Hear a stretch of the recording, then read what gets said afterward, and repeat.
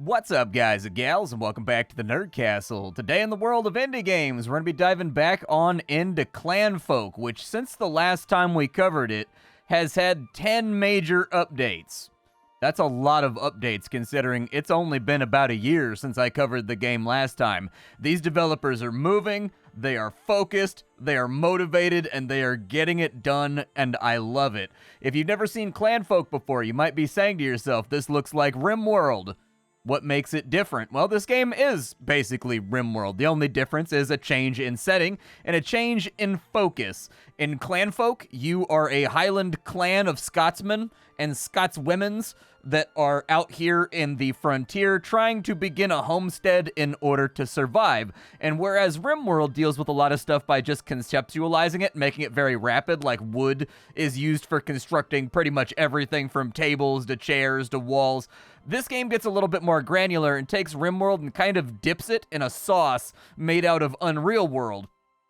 And so this game is much more about survival and exploitation and using the environment to your advantage. And in fact, the crafting trees and whatnot in this game are quite a bit more complicated and focused on being historically accurate than anything you'll find in RimWorld. And I think that gives this game a delightful flavor. And like, honestly, how often do you get to play games about kilt-clad Scotsmen? It excites me because Scotland is where my family came to America from like 100 years ago. And so that gets me hyped as hell. You get to get your like tartan and your sporin, you know what I mean? You got your skein do down in your knife in case you need to, you got your skein do down in your sock just in case you gotta like shank a fool real fast. Although I'm pretty sure in Scotland they call it chibbing. That's the difference in stabbing terminology.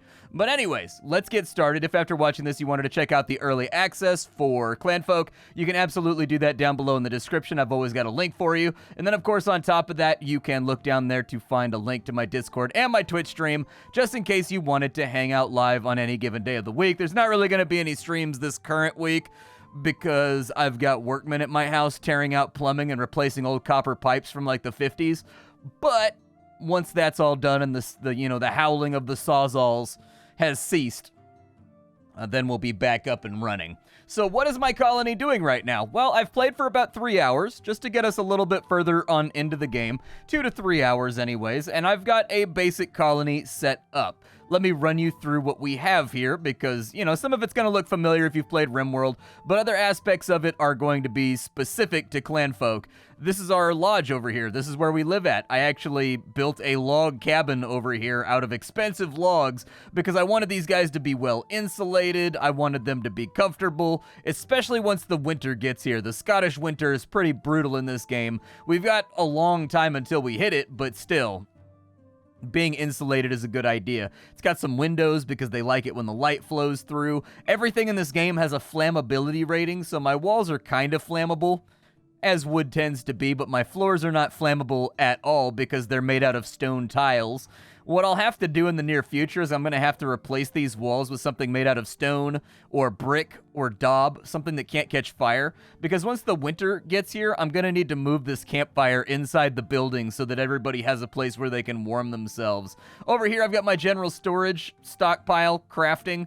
This is made out of daub. I actually went out of my way to make this entire thing constructed out of all non-flammable materials because there is a kiln inside of here, there is a charcoal kiln over here, and then later on there's also going to be a bloomery inside of here. So pretty much everything that goes inside of here lights on fire, and thus I did not want any part of the building to really be altogether that flammable. Right now we're kind of like in the pottery and tile age. I'm not quite at the point where I can process iron yet that I'm pulling out of the peat bog, but I am at the point where I can make brickwork, which is really, really nice because bricks, not great for earthquakes, but really good for insulation and really good for making sure your house doesn't go anywhere if you live in a place that's, geologically stable. So I think bricks are going to be really nice. I haven't put a roof on this place yet, but I'm getting there. Most of our food supply is being supplied by these eel traps up here that are catching eels every day or two,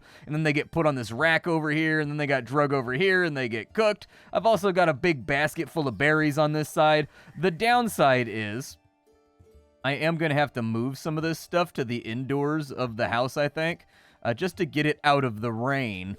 because the rainy season has begun, unfortunately. And the rainy season having begun, it means that pretty much everything is decaying and falling apart on me. Inside the water over here, I am currently redding flax. This is actually a historically accurate thing that I don't think I've ever seen represented in a video game. With flax, you've got to break it, and then you've got to scutch it, and you've got to red it. Not in that order, but like, very, very cool process. We'll talk about that later for getting fibers out for making clothing. Like I said, this game seems to be very focused on being historically accurate. Like, all of the processes and whatnot, you actually have to go through the steps of getting cloth ready.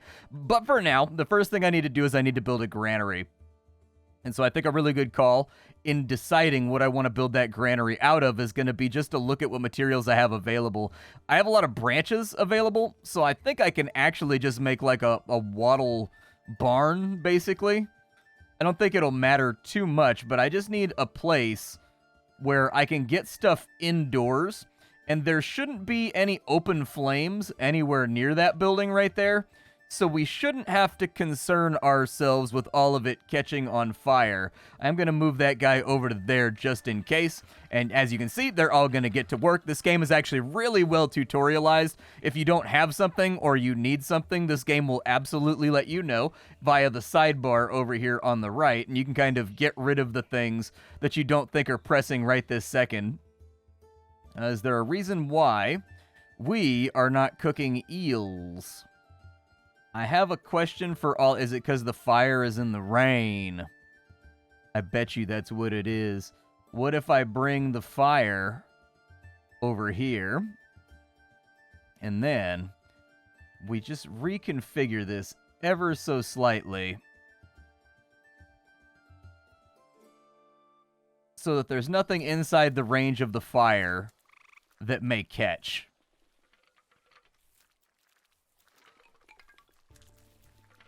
Is that indeed? That is indeed exactly what had gone wrong. Good stuff. Now they're cooking the eels, and as you can see, we're starting to put together a food supply for the future, which the game seemed to be very shocked and confused about. It looks like, yeah, all of your fires are occasionally going to throw sparks like that, and when they throw sparks like that, anything flammable in the area will catch, and then it's going to be a nightmare for you to fix, so watch out for it. We probably want to send people out foraging for berries, I guess, a little bit, since our food supply seems to be a little bit bad right now, and we're about to swap seasons. So let's have a look around for berry bushes. I think the environment in this game is very pretty. It's very good looking. It's got these very gentle shadows that are, I guess, rendered all over the place to add a little bit of depth and dispel a little bit of the flatness that tends to be a major component of 2D games. You love to see it. Like, stuff like that tells me the developers really know what they're doing and understand presentational style and flair. For right now, I think I'll probably just put in a hay roof over here for the barn. And then we're also going to need some doors.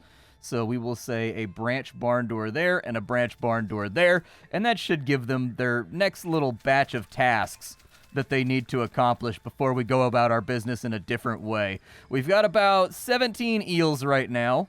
That should be enough to last a day and a half or so. They eat a lot of eels, okay? I can only guess that gastrointestinally, all of us are constipated pretty much 100% of the time, because quite literally all we eat is eel. And I don't think there's a whole lot of fiber in eel. Then again, I find eel to be incredibly delicious. Eel is one of my favorite foods, in all honesty. I always go out of my way to order unagi if I ever have the opportunity to get it, because it's delicious. I don't know if you've never had eel before, but once you get over the fact that it's like a slimy water snake, and don't worry about that part. Once they dress it and clean it and they make barbecue out of it, or they do some kind of frying or deep frying it, man. Deep frying is kind of cheating, but man, is it delicious. It is just a wonderful, wonderful thing to have for dinner. It is, however, pricey. I've only had it a couple times in my life because, you know, I'm not like balling out over here. Let's see. We'll get the berries that are over there. It looks like I've mostly stripped all the berries from the area. Yeah. But it looks like there's a decent berry patch over here. I have taken some of the berries, and you can't really see it right now because it's nighttime, but I have put down rows of berry bushes over here. I would also say it's probably not a bad idea to maybe harvest some mushies. Oh, there's mushies everywhere. Yeah, everybody get on out there. And once you queue up tasks, one feature of this game that I really like is they've got this task list button right here that's very easily accessible and highly visible, that lets you know how many things you just have going right now. So if you're ever wondering why things are not happening, or like you're not able to get a certain task done, or you're not able to get a certain job done, it's very, very easy. You can just look at your queue instantly. Love that feature. Great feature. In addition, this game does not have a research bench like every other RimWorld style game. Instead, this game functions off of ideas. So you will find things in the environment with basic commands, and as you start out as basically cavemen, and you discover things and you get different stacks of those things, your villagers will have ideas for the next iteration of what makes that item more useful. And so that's kind of where we're at right now. When it comes to stonework and brickwork, we're doing a really great job. When it comes to leather and when it comes to other stuff, we're not quite there. This game also incorporates ideas from things like Terraria, or it incorporates ideas... God, what's another game that's done this? Basically, you can turn... The goal here to earn money is to take your colony and to turn it into what is effectively a medieval bed and breakfast.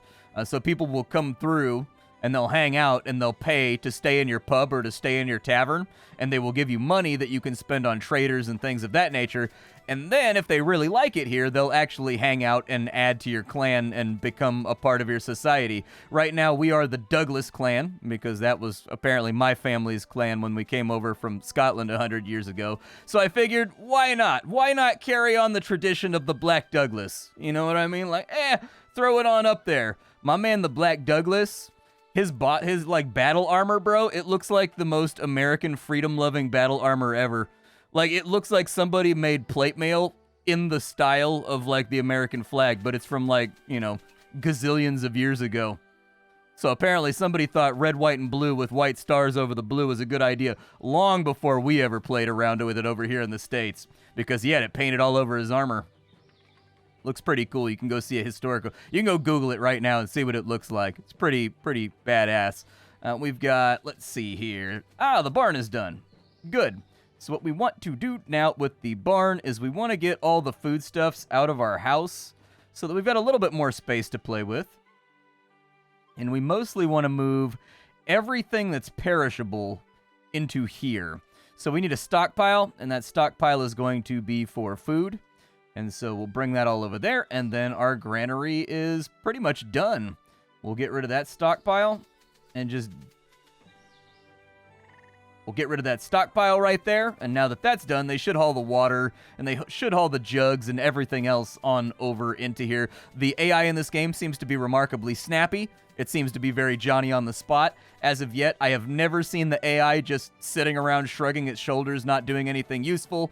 It pretty much hits the tasks and works its way down the list, and because you have access to that list of logic tasks that the game wants to play around with, it's very simple for you to figure out where the major holdup is if anything is going wrong. Another thing we're going to need to do with this building is we're going to want to put in straw windows.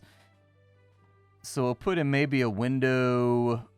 Let's call it a window right there and a window right there. That looks good to me. And then from that spot, we need a critter door so that our animals can get into the granary and they can grab themselves food once the winter gets here so that they don't starve. We may also... I don't know if the haystack is actually protecting things. You can see her threshing right here. So in this game, you don't just harvest wheat, and you don't just harvest buckwheat, and you don't just harvest flax.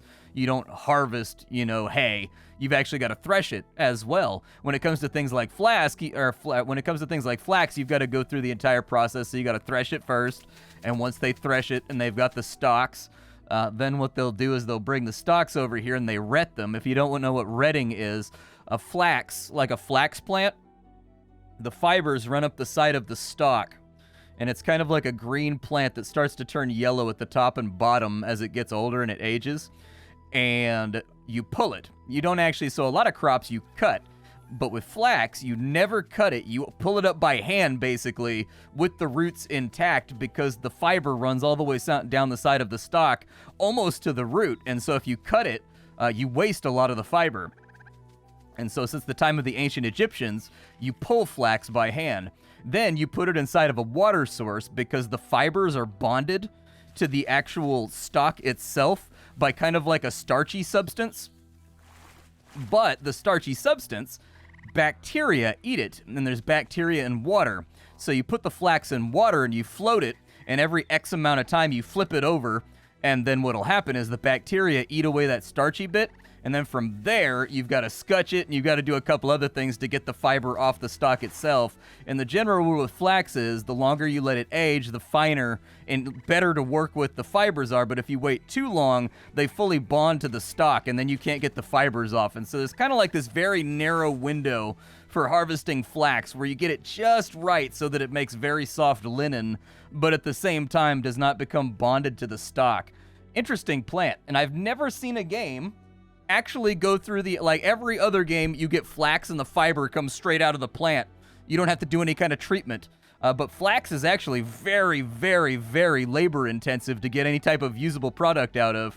Incredibly intensive, in all honesty. Over here, things are going to get a little bit more complicated because with this building, since there's going to be so many open flames inside this building, we absolutely do not want to put a thatch roof on this thing. Otherwise, it's just going to be mayhem. The good news is nobody has any jobs right now, so I can have them go down to the river and gather clay. So that's going to be their task for the day. All they got to do is go gather clay. I see you noticing my latrines over here.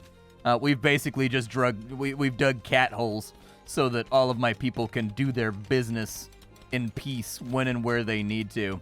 This clay should hold us over for a while. Clay gathering in this game is pretty intensive. You go through a lot of clay when it comes to the treatment process. Down here, it looks like how many bricks? So I have them set up to have 100 bricks at all time. And then I think I have them set up to get 100 tiles at all time as well. We may want to increase that ever so slightly just to make this a little bit easier. In this game, you will find that it is very simple to set up limits. It is very easy to track your inputs and your outputs in any game that has like a functioning economy. Even if that economy is just local, you're not trading with anybody, it's just your local input and output economy. You need tools like what this game has in order to do that effectively, and frankly, I have no complaints about it. This game makes all of the information you need to do all of the tasks from simple to complicated, readily available, and thus far in the 2 or 3 hours I've spent playing this game to get ready for this video, I have not run into a single situation where I'm staring at my colony going, why aren't they doing this thing? There has always been enough information available, and what's interesting is, if you want even more interesting information about something that's gone wrong, the game will tell you something that's going wrong. You click on it, and it will point out what you need to do with an arrow in order to resolve that situation. This is fantastic, and the only other game that I've seen that gives you that much of a guideline is Tropico, actually. Weirdly enough, for all of its flaws, I always found Tropico to be an incredibly easy game to figure out what is wrong, what needs to be fixed, what needs to be fiddled with. That has always been a strength of Tropico, in my opinion. And so this game follows kind of in that quality of life channel. Looks like she's getting done threshing everything. That's good. Is there anything else out here? So the flax stems, they're still retting over here. I can pull those right there to get fibers and whatnot, but I don't know if I need to for the moment. We may also need to set up a lot more of these guys over here. But with those roof tiles, let's get those started. Oh, we don't actually know how to make a tile roof yet. We haven't gathered enough roof tiles to get this done. Roof tiles, pretty temperamental as a roofer. Roof tiling, pretty temperamental to work with. Getting this to work before the age of a diamond saw was probably a huge pain. I can only imagine that getting ridge lines and things done in the ancient period with clay tiles would be sort of a bit of a nightmare.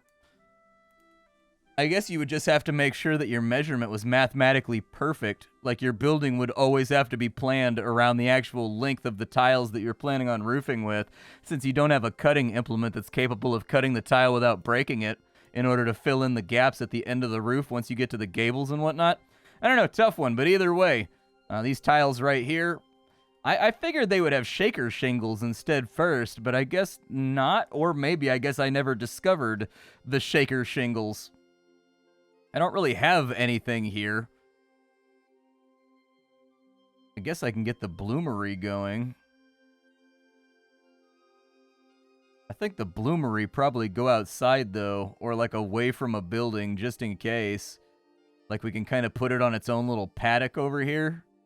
Like its own little workman space. I think that's actually probably a really good idea. Let's go to our flooring, and we'll make this all gravel path over here so that we can have kind of like an outdoor work area. Yeah, let's do that instead. So let's move all of the flame-producing things over here.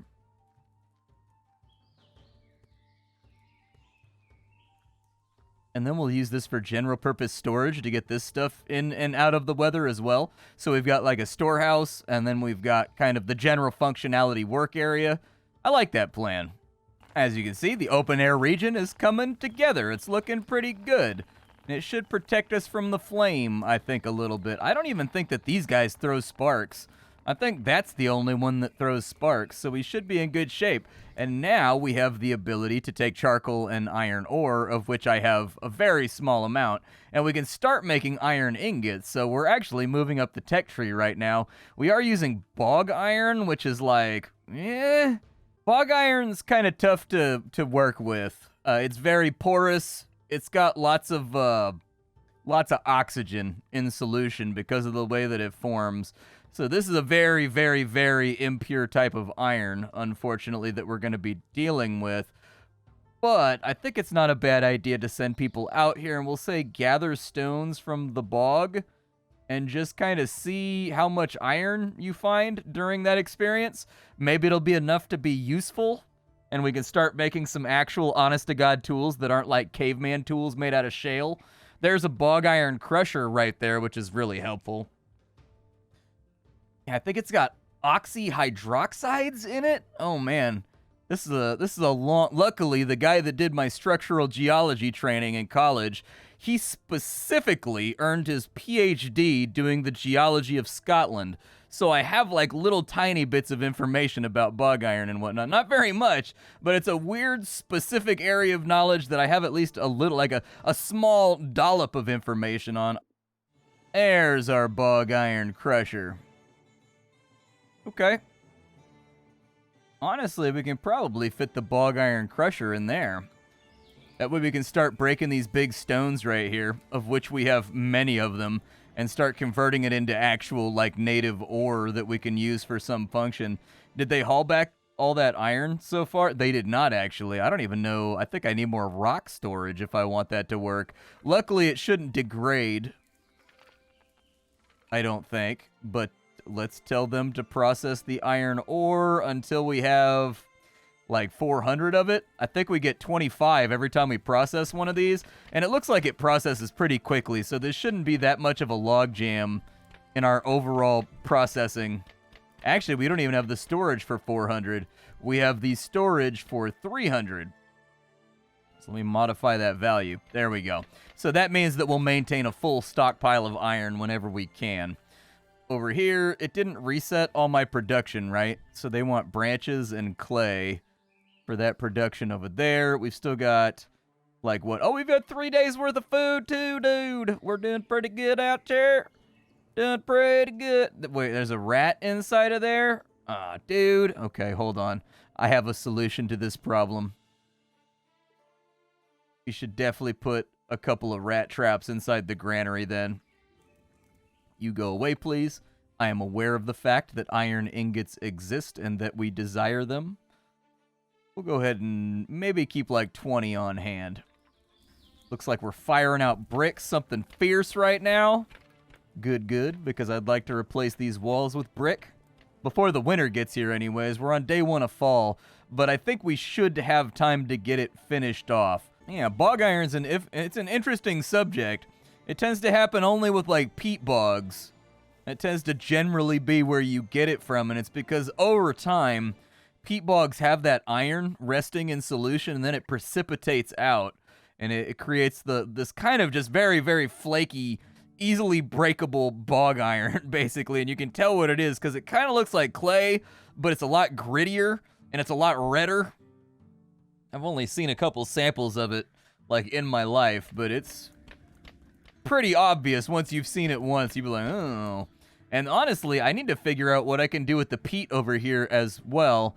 The peat should be usable as a burning fire source, I would think, at some point in our adventure. Probably get us through the winter. The only downside is the smell of burning peat is very, very incredibly distinct. If you've ever smelled it before, the smell of burning peat, if you didn't grow up with it, it's a smell. And I think people that burn peat as just part of staying warm wherever it is they live, they just go nose blind to it. I actually oh, we've got a timbery too. Very nice. I totally get it. I live next to a marsh, and I'm completely and totally nose blind to it. There's kind of like, right now actually is when it's happening, the marsh after the wet season starts to dry a bit, and the entire regional area where I live has kind of this low tide smell all day, every day if the wind's blowing in the right direction, and it is quite pungent. It is very, very pungent. But you go nose blind to it. Before that, I lived in a place called Sonoma, where they do sheep farming. And every single year at the same time of year, they fertilize the fields out there. And when they fertilize the fields, oh man, it smells like you're living in a septic tank for a couple of months. It smells really bad. We used to call it the Sonoma aroma.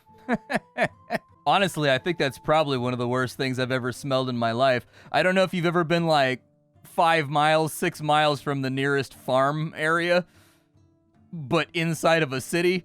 And man, it was so bad that you would open the sliding door at my old apartment that overlooked the apartment complex. And once that smell got in, like, it would legitimately make your eyes water. It was so bad. It was like, oh, dude.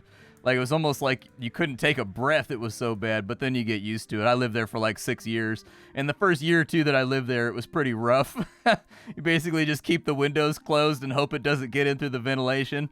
And then, like, once you've lived there for, you know, a half a decade, you don't even smell it anymore. That's the crazy part, is your brain just learns to filter it out. And people come to visit you, and you're like, man, y'all stink out here in Sonoma. Y'all smell terrible. And I'm like, I don't even smell it anymore. You just gotta, hey, tile floors, good. Did it give me tile roofs as well with that? Did it give me tile roofs with that discovery too? We got a masonry place. I'm assuming that that's gonna be in crafting objects. Oh, it's just a storage yard for masonry. Gotcha. Okay, we'll put that over there, I suppose. Are there any new types of storage? Like any fun, exciting new types of storage that I have yet to capitalize on? Doesn't look like it. I do want the meat dryer as well. So for the meat dryer... So for a meat smoker, we actually need... Okay. Preserves your meat for much longer, but does not function when it's raining. But it also does not produce any sparks, I don't think. I would say maybe the safest place to put this...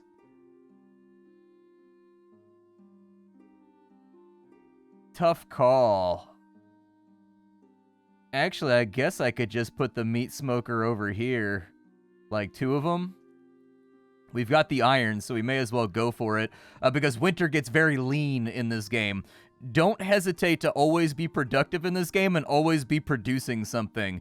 Because when the winter gets here, the first winter is usually what weeds out new players in this game. You can still get eels in the winter, but...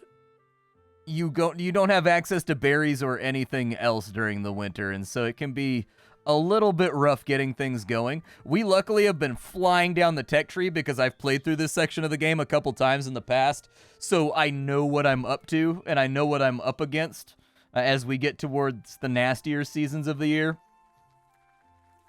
But for now, let's get the timbery... I think the timbery can probably be in here. I would say maybe move the iron storage over to there. And now that the iron storage has been moved around a bit, we can probably do the timbery over here as well. Hopefully that allows us to start, like, planing wood and whatnot, although it does look like it's going to take some iron in order to get there. So it's going to be a bit before we have access to that resource. But it looks like with the meat smoker, can I smoke eels? That's my first and most important question is, are the eels smokable? And if they are, make this a high priority, and then make cooking the eels a slightly lower priority. I feel like that may be too easy, though. I definitely feel like it's probably not going to allow me to smoke eels. Instead, it's going to want me to smoke, like, actual meat that I've caught from somewhere else. And that's fine, because I have a bow. So technically, we can hunt wild animals. I need to find some. I don't know where they might be at. So let me see if I can find an animal, and we'll see if we can gun him down in brutal violence so that we can harvest out his flesh. But this is why, like, I really like this game by comparison to RimWorld. You guys will know that in the past, I've talked about how I think RimWorld is basically it's the perfect colony survival game. Everything that it does very well, and the game is basically a master's course in how to design a UI. This game has effectively, it's got a bit more granular controls to it, but it is a very good title that's focused more on survival-y bits rather than like sci-fi and storytelling. And I like that a lot because Unreal World is one of my favorite roguelikes. I've played Unreal World almost to death over the years. Can you be attacked by, what is that? It's a stag? Well, I mean, he's shooting arrows at it. Oh, he got it. He hit it. I don't know if they rage out in this game like they do in RimWorld. Like, I know deer don't rage out in RimWorld, but still. In real life, more people are killed by deer attacks every year than, like, bears and sharks combined. A lot of people don't know that. Male deer in the rutting season can be really dangerous. I couldn't go to work one day because of a deer in mating season. My parents, they live out in the country, and this is back when I lived in their attic. They have kind of like a attic that's converted into a guest room. And after I lost my job in 2008 when the economy collapsed, I moved back in with them. And so after moving back in with them, they have deer and they have herds of turkey and, you know, flocks of turkeys and everything else. Hey, we've got a hide rack now too. Good, I'm going to have to expand this workman's area, aren't I? This is going to have to get a lot larger. Maybe we can incorporate some kind of overhang or something? But as I was saying in telling my story here, I think we're just going to have to go for the stone roof. I don't want to. I want to use the tiles for roofing, but maybe we'll get shaker shingles, but those are made out of wood. Actually, I guess since we don't have anything that produces fire in here anymore, we don't need to worry about it, now that I think about it. We can just use a normal roof. I had failed to even think about the fact that we can throw a thatched roof on there, and as long as we don't end up with any errant migratory trogdors, we should be all right. But as I was saying, I went out to my truck in the morning to go to work. In those days, I was getting up at like 5:30 in the morning to go to work. And I got up to go to work, and there was a buck out by the car. Does this function in the rain, by the way? I need to know if this functions in the rain. They do not work in the rain, so we're going to need to find a creative spot to put these. I think right there is probably fine. But there's a buck out there. You know, probably like an 8-pointer out by my car. Young buck. Not like a super big guy, but definitely not like a first season buck either. And so he's standing out there by my truck, and he's like right on top of it. You know, I'm not talking about he's like 15 feet away. He's standing by the passenger door of my truck.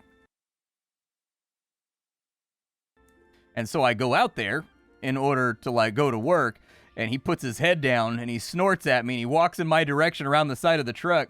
And I just had to call my boss and be like, hey, so this is going to sound like I'm making an excuse to not come into work, but I swear to God, there is a buck, a deer, in front of my car, and he won't let me get to my car. I got to wait for him to leave on his own.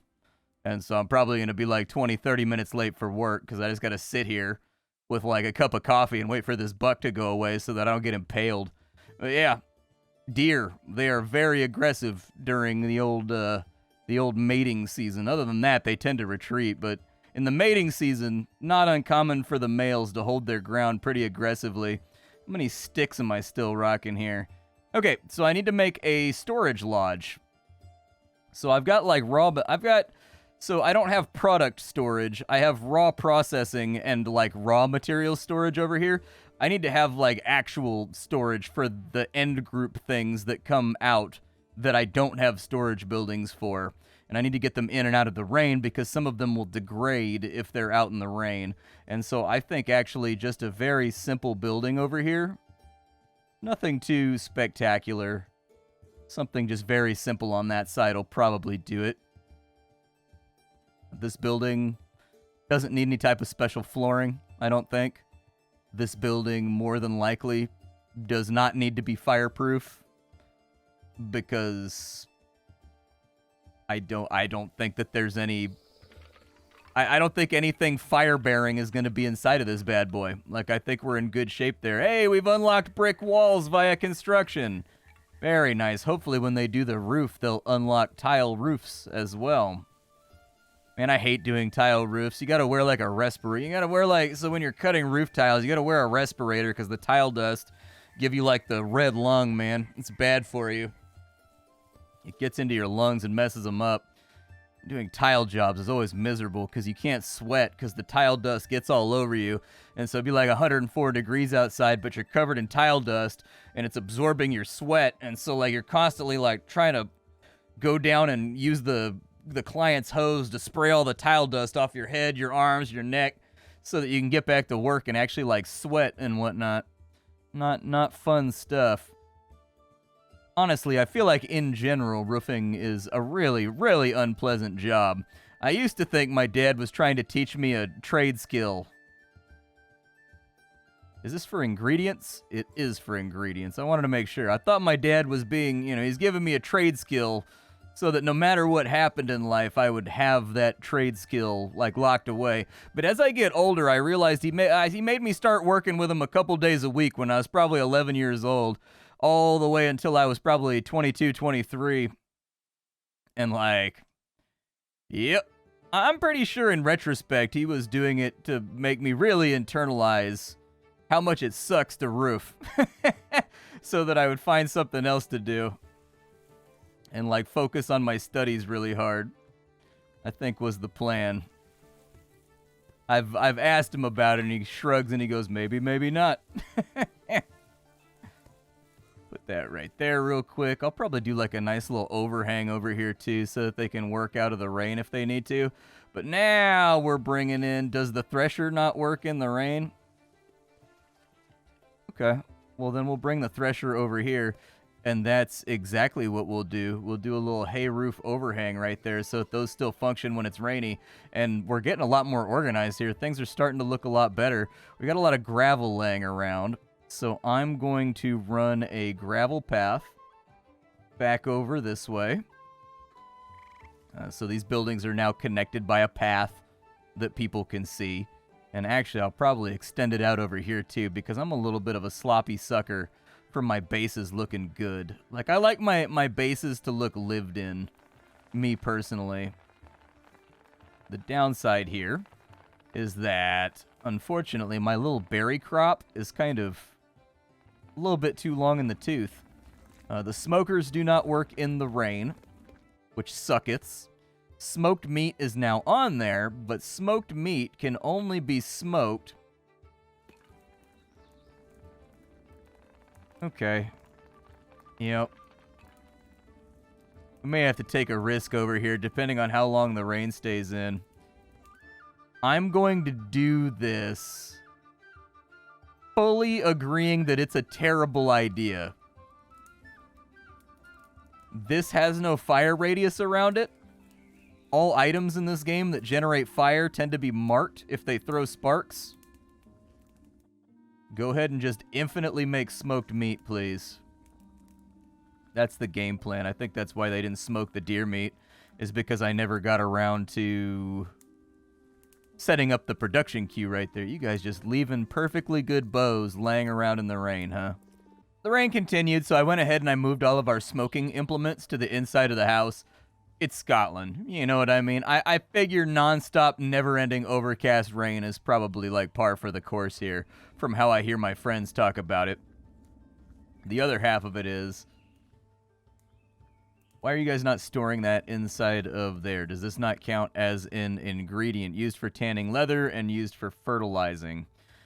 Yeah, that's cool and everything, but why are you not taking it to the indoors? I might have to make this a little bit larger. Make like we can also get a mushroom smoker, by the way, which I feel like is also a really good idea. Yeah, mushroom rack. Doesn't work in the wintertime, but it does give us a unique opportunity to go out and gather mushrooms. Hey, the meat smokers are working. Look at that little animation right there. Love it. Oh, do we not have enough twine? Curious, did we run out of straw?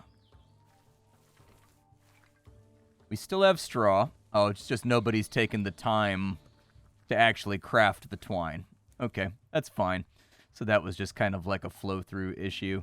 What are we doing on iron? We've got a little bit of iron left. That's good to know.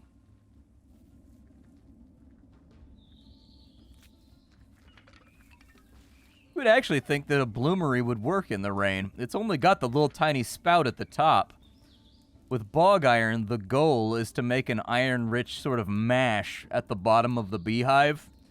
Like, you basically just throw the bog iron in there freely after it's been crushed.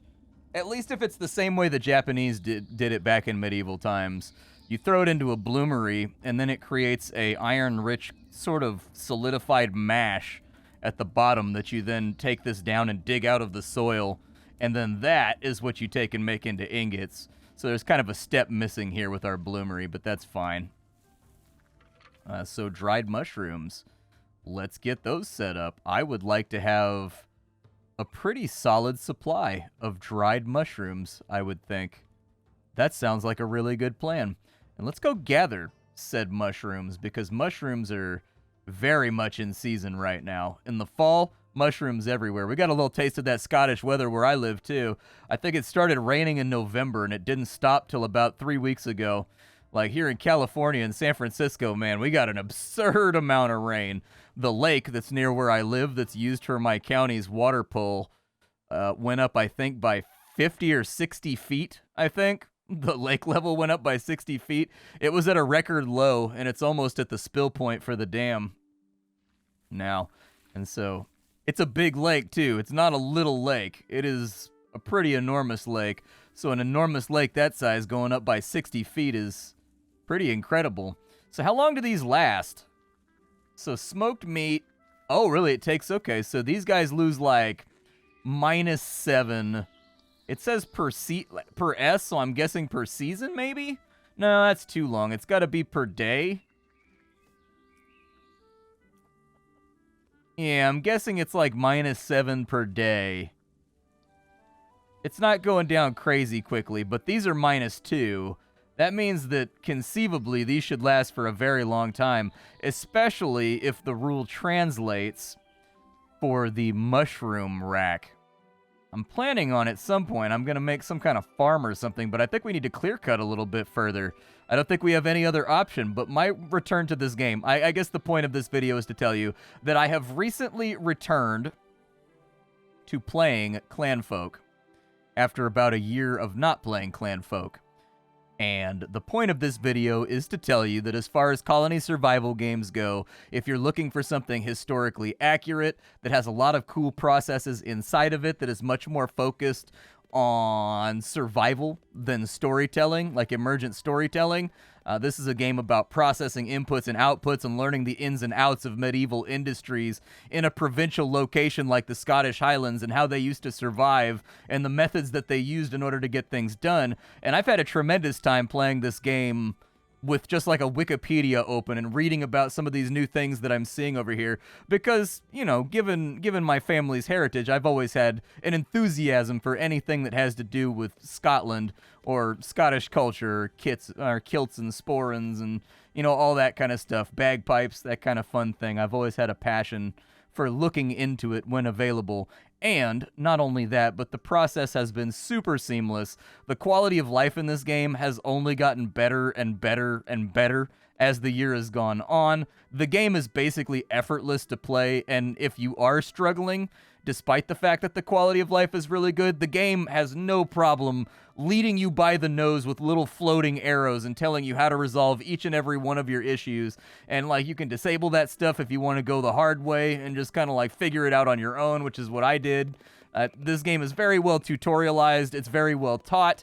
It emerges in a natural and responsive sort of learnable way. And it eliminates one of the big problems, I think, with a lot of colony survival games, which is just trying to figure out the baseline game modes and have a good time with it. You know what I mean? And this game eliminates that entirely. I cannot recommend it highly enough. The team that's working on it is spitting out content at a rapid rate, while also keeping their eye on the prize with making the game easy to play. I love it. I don't really... My only complaint here is that there's not enough bagpipe. All right? I think that's my only complaint about the game, is that there's not enough just like, hey, hey, hey, hey, hey, hey. Like, you need to have like 2 to 3 guys just rocking out with bagpipes at any given moment, and then like 2 to 3 guys with snare drums just doing that, you know, like setting the reveille, man. That's the only thing this game is missing, is just that pure, unadulterated, beautiful Scottish bagpipe noise just blaring at all times. It gets you hyped. It makes you feel good. It makes you feel motivated. It makes you strong. Anyways, I'll see y'all later. Thanks for stopping on in, and that's about all I've got for you. Bye, folks.